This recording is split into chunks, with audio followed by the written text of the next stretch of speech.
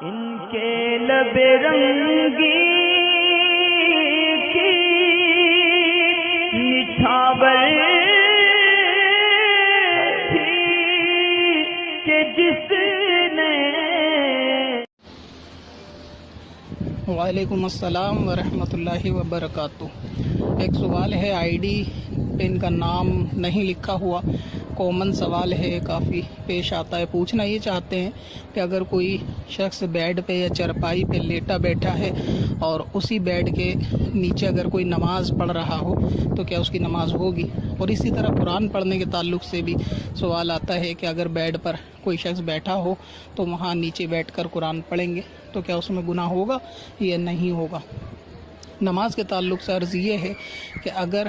نمازی بیڈ کے دائیں یا بائیں یا آگے کی طرف نماز پڑھ رہا ہے تو بیڈ پہ بیٹھے لیٹے آدمی سے نماز میں کوئی کراہت نہیں آئے گی۔ مثلا یہ کہ بیڈ پر بچے لیٹے ہیں یا کوئی سو رہا ہے اور نمازی برابر میں دائیں یا بائیں بیڈ یا چرپائی کی نماز پڑھ رہا ہے تو اس میں کوئی کراہت والی بات نہیں ہے۔ اسی طرح اگر نمازی بیڈ کے آگے ہے یعنی بیڈ اس کے پیچھے پڑا ہوا ہے اور اس میں بچے لیٹے بیٹھے ہیں تو بھی اس میں کوئی کراہت نہیں۔ البتہ اتنا ضرور ہے کہ اگر نمازی کے آگے بیڈ ہے یعنی نمازی بیڈ کے پیتانے کی طرف ہے کہ اگر وہ سجدہ کرے گا تو اس کے سامنے بیڈ ہوگا تو ایسی صورت میں بیڈ پر بیٹھا ہوا شخص کا چہرہ نمازی کی طرف نہیں ہونا چاہیے، یعنی جس کو فیس ٹو فیس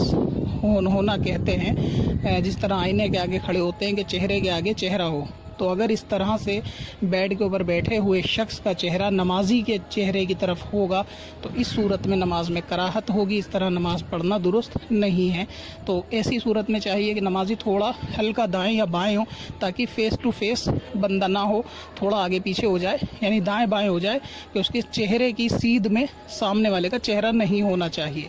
تو اسی طرح بیڈ پر اگر نمازی کے سامنے بیڈ ہے اور وہ پیتانے کی طرف سجدہ کرے گا تو اس صورت میں اس بات سے بچنا چاہیے۔ اور اگر اس میں ایسا ہے کہ نمازی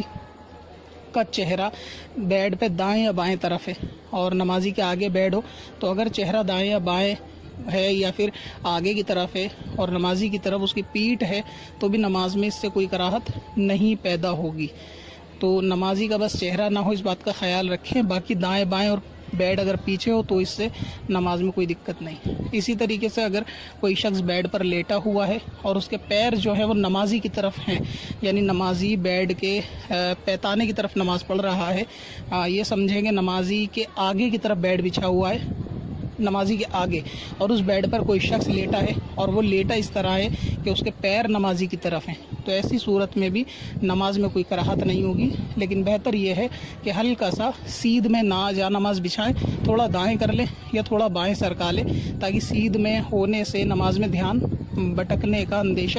رہتا ہے، تو یہ نماز میں خیال رکھا جا سکتا ہے۔ قرآن پاک پڑھنے کے تعلق سے اس میں کوئی کراہت نہیں ہے، اگر دائیں بائیں آگے پیچھے کہیں بھی بیٹھ کر زمین پر کوئی قرآن پاک پڑھے اور برابر میں بیڈ پر یا چارپائی پر اگر کوئی شخص بیٹھا ہوا ہے تو اس سے کوئی حرج والی بات نہیں ہے۔ البتہ اس میں اتنا احتیاط رکھنا چاہیے کہ جس سمت قرآن پاک پڑھا جا رہا ہے یعنی دائیں طرف یا بائیں طرف، اس طرف بیڈ پہ بیٹھے ہوئے شخص کو پیر وغیرہ نیچے نہیں لٹکانے چاہیے قرآن پاک کی طرف۔